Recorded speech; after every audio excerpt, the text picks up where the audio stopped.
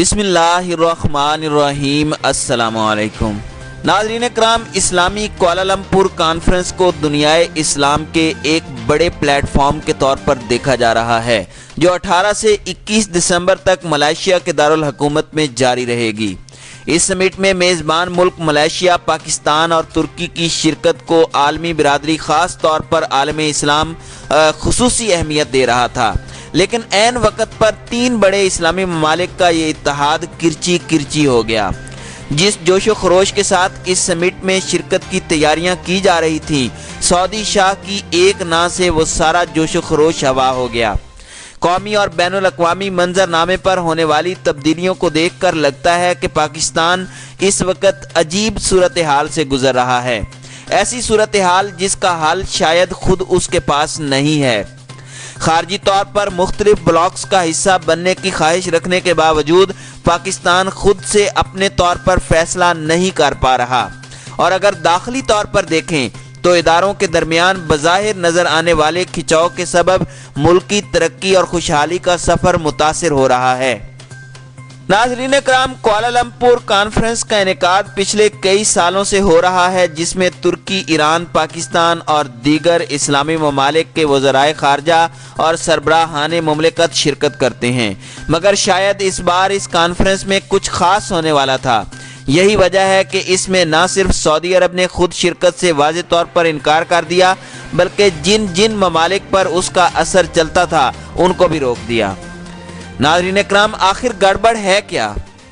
کہانی شروع ہوتی ہے کہ ستمبر میں اقوام متحدہ کی سلامتی کونسل کے اجلاس سے، جس میں کئی اسلامی ممالک کے سربراہان شریک ہوئے، لیکن سارا میلہ عمران خان، طیب اردگان اور مہاتیر محمد نے لوٹ لیا۔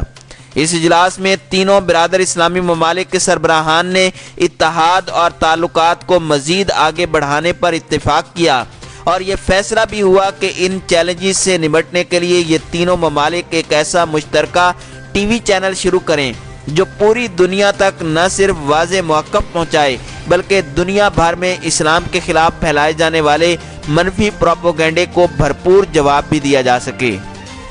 ناظرین کرام، وہاں جو سفر ختم ہوا اسے کوالالمپور کانفرنس میں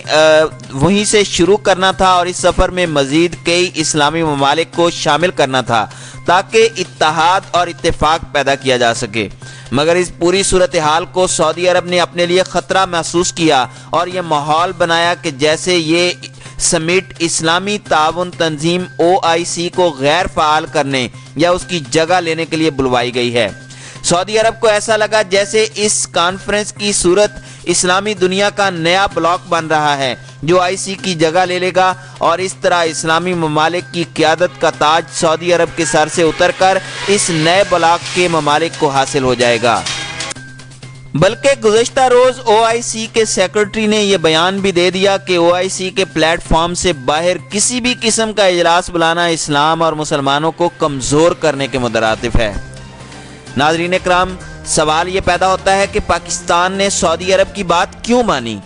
ناظرین اکرام، حال ہی میں سعودی عرب اور متحدہ عرب امارات کی مالی امداد نے پاکستانی وزیر اعظم کو مجبور کر دیا کہ وہ جدہ جا کر واضح کریں کہ یہ ساری صورتحال کیا ہے، یا تو شاہ کو قائل کر لیں یا پھر اپنا ارادہ بدل لیں، اور وہی ہوا جس کا ڈر تھا۔ عمران خان نے اپنا موقف کامیابی سے سمجھانے کی بجائے سعودی عرب کی بات منوان مان لی۔ حالانکہ کوالالمپور میں سجنے والی محفل اصل میں عمران خان کے لیے ہی سجائی گئی تھی اور وہی اس کا دلہا تھے، مگر دلہا میاں نے ہی محفل میں شرکت سے انکار کر دیا۔ ناظرین اکرام، اس بات کو ہمیں سمجھنا ہوگا کہ اگرچہ سعودی عرب اور امارات نے پاکستان کی مشکل وقت میں مالی مدد کی، لیکن تاریخ گواہ ہے کہ کشمیر ایشو پر جب پاکستان خود کو تنہا محسوس کر رہا تھا تو وہاں ترکی اور ملائیشیا نے پاکستان کا ببانگِ دہل ساتھ دیا، جبکہ سعودی عرب اور امارات نے تو اپنی آنکھیں ہی بند کر لی تھیں۔ امارات نے تو ایک قدم آگے بڑھ کر عین انہی دنوں جس وقت بھارت کشمیریوں پر ظلم و ستم کے پہاڑ توڑ رہا تھا، کرفیو کے نام پر ان کی زندگی اجیرن کر رہا تھا، اس وقت نریندر مودی کو سب سے بڑا سول اعزاز دیا تھا۔ ناظرین اکرام، یہاں ایک بات یہ بھی یاد رہے کہ جب ملائیشیا نے واضح طور پر یہ کہا کہ بھارت نے کشمیر پر حملہ اور قبضہ کیا ہوا ہے، تو بھارت نے شدید ناراضگی کا اظہار کیا اور صرف اظہار ہی نہیں کیا بلکہ پام آئل کی صورت اربوں ڈالر کی تجارت بھی معطل کر دی۔ لیکن اس بڑے نقصان کے پیش نظر بھی ملائیشیا اپنی بات سے پیچھے نہیں ہٹا۔ اس ہمت اور اپنی بات پر قائم رہنے کا نتیجہ یہ نکلا کہ بھارتی تاجروں نے گزشتہ ماہ ایک بار پھر ملائیشیا سے تجارت کا سلسلہ شروع کر دیا۔ ناظرین کرام، سوچنے کی بات یہ ہے کہ پاکستان نے کیا کھویا اور کیا پایا۔ ناظرین کرام، میں ذاتی طور پر سمجھتا ہوں کہ پاکستان نے پایا تو کچھ نہیں بلکہ سمٹ میں نہ جانے کا فیصلہ کر کے پاکستان نے ہم خیال دوست اسلامی ممالک کی ہمدردی، ان کی دوستی اور ان کے تعاون کو شاید کھو دیا ہے۔ ناظرین کرام، جہاں تک بات رہی سعودی عرب اور امارات کی، تو یقینی طور پر وہاں سے ہمیں مالی طور پر ضرور فائدہ ہوا ہے، لیکن پاکستان اس فائدے کے بدلے ہمیشہ کمزور ہوا ہے اور ان کے کہنے پر کسی کانفرنس میں نہ جانے کا فیصلہ اس کمزوری کا منہ بولتا ثبوت ہے۔